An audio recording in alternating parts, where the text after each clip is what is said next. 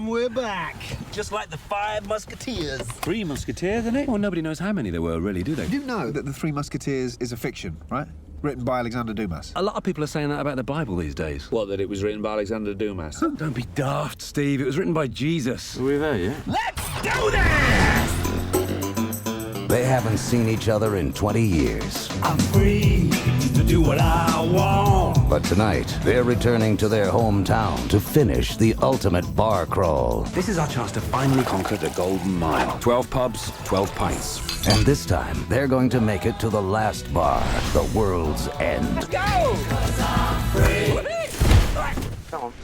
Jake Hamilton, Fox Houston. Let's do it. Gentlemen, I love this trilogy. I love the Cornetto trilogy. I love, Shaun of the Dead, Hot Fuzz, World's End. And I love that while the films are so different, they're sort of tied together through a lot of like fun jokes and different actors. I was wondering if you could take one of your characters out of one of the three films and drop them into one of the other two films, which one would you be most interested in seeing?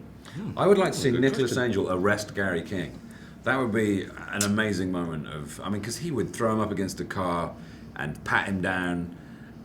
But then if they had a fight, who would win? Their physical strength is almost exact. Actually, no, I was probably in better shape making World's End than I was Hot Fuzzy. But Angel would win, I think. Angel's yeah, Angel would kick his butt. Yeah. Gary would be like, oh, get off. Yeah, he would. I think maybe, again, I'd probably like to see Danny Butterman arrest Ed for having like a small Possession. amount of cannabis resin in a bag. But Danny would be like, oh my God, what is this? Yeah, he wouldn't know Can we please talk to Edgar and see if we could do like one, like a film that ties all three worlds together? Crossover, a Yes. Cornetto world picture. Please. We could have like a Cornetto world in Times Square. Please The tell kids me get that to ride down the waffle cone. It began here. It began. What do you recommend? Beer. We'll have 5 of those, please. 4 of those and a tap water. What? Look who it is. Wow, long time. Gary. Willkommen, bienvenue, welcome. Well, one of the reasons I love your films is that whether they're paying tribute to classic zombie films or buddy cop movies or your video games, you always manage to find a heart in there. So I was wondering, as a director, what's the hardest thing that you've had to try to find a heart in? Well, I think in the case of this one, it's almost like the sci-fi element is like an extension of a fear. It's like, it's really what are the aliens represent? It's like the fear of like sort of like losing your identity, both in the town and in the people, and like sort of, and for like Simon's character, it's almost like his fear of growing up. Do you know what I mean? Right. He doesn't want to be like part of the system. He doesn't really want to be a grown-up. Right. And like, so it's kind of, in this case, it's like sort of like, I think the heart of this film is more in terms of the characters and the friendship, and I think the sci-fi element is kind of like scary, or it's something like their worst fears manifested in like this kind of invasion, For sure. And I love watching your films, and I could watch, any film you've made and still pick up things that I'd never noticed before. I was watching Shaun of the Dead the other day, and I realized that the first conversation that Simon and Nick have is an explanation for everything that happens throughout the whole movie. And I just thought I just picked up on that. Well, there's a similar thing going on in this film, and like when you see it a second time, you can't just see it once, you have to see it twice. But the opening sequence pretty much kind of like sort of like has a lot of prophecies of what's going to happen later. Really? So if you see it again, which I will, pay a lot of attention to the first 5 minutes. And the other thing that's in there that so we've told people about is that the pub names themselves are kind of like tarot cards that they tell you something that's going to happen in the scene. Oh, that's cool. Like some of them more obvious than others. The World's End being the most obvious. Something bad's going to happen. Right. something bad's going to happen in the World's End. It's there. The clue is in the title. Right. Exactly. Well, it's weird, isn't it? You come back and everything's sort of different. I suggest you get on your way.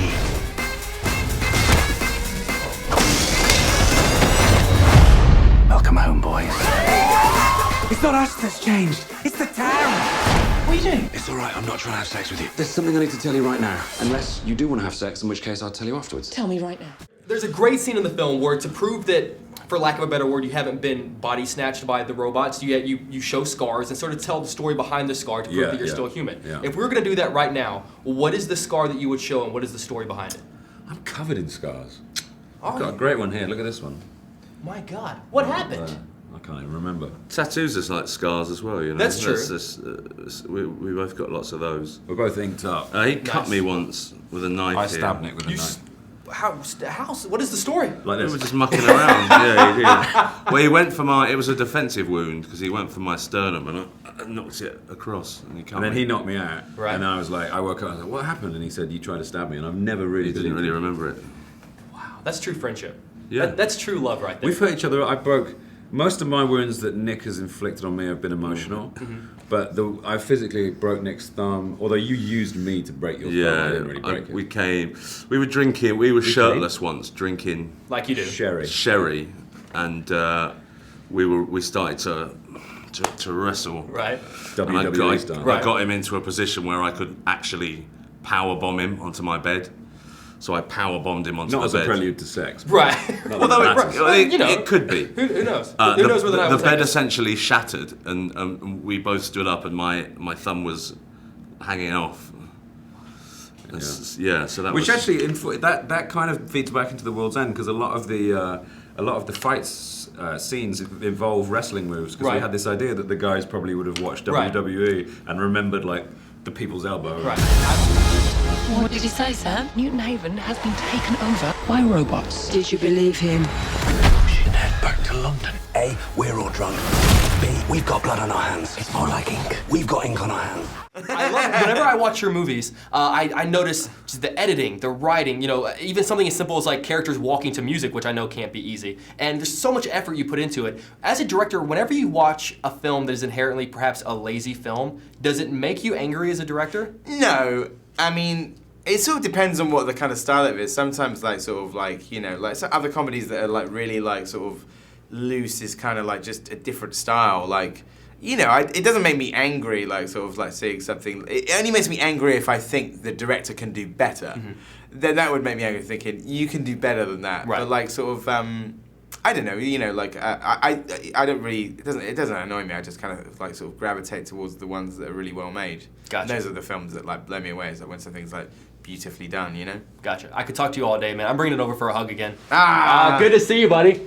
Oh, you're a good guy, dude. Bear in Seriously, mind that I'm one of the robots. Yeah, dude, you keep making movies like this. I'm totally.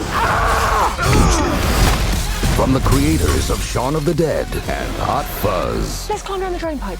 I got a better idea. Climb down the drain pipe. The only way to survive the night is to make it all the way to the world's end. Where are the others? They're blending in. Hello, I am a robot. I love that one of the great themes of this film is the idea that failing something earlier in life and kind of going back and trying to redo it. What is something that you guys failed at that, maybe earlier in life that you wish you could go back and get a second chance to try it one more time again? I have never failed.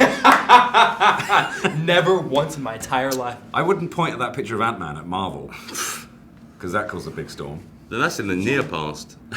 Minus sporting. That was yesterday. Yeah. Minus sporting failures. There was a game I played in once, a rugby match I played in, and I probably came 3 inches from scoring, and I know what I could have done to have scored, but I just didn't do it. I think I would have probably feinted slightly to the left so that when Nick went like that, I could have moved back and stabbed him in the neck. Right.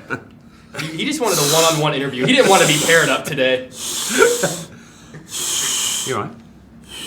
Oh, it's ebbing, empty, dead. That's what it would have been like. An interview. What a lovely play. I'm coming over for a hug. I hope that's okay. Just that always welcome. I don't care. I'm doing it again. He's having an on-camera If you one. guys ever come to Houston, I have a very comfortable fold-out couch. Sure. You're on. So we love Texas. Why do we have to sit on the couch? Groupie. Don't. Oh God, Good you're to so see you. strong. I love you guys. You Thanks, too. mate. Congrats on this movie, guys. Thanks, buddy. We're just 5 friends on a night out, having a good time. The world's end. What the hell is that? We are gonna get to the world's end if it kills us. Oh no.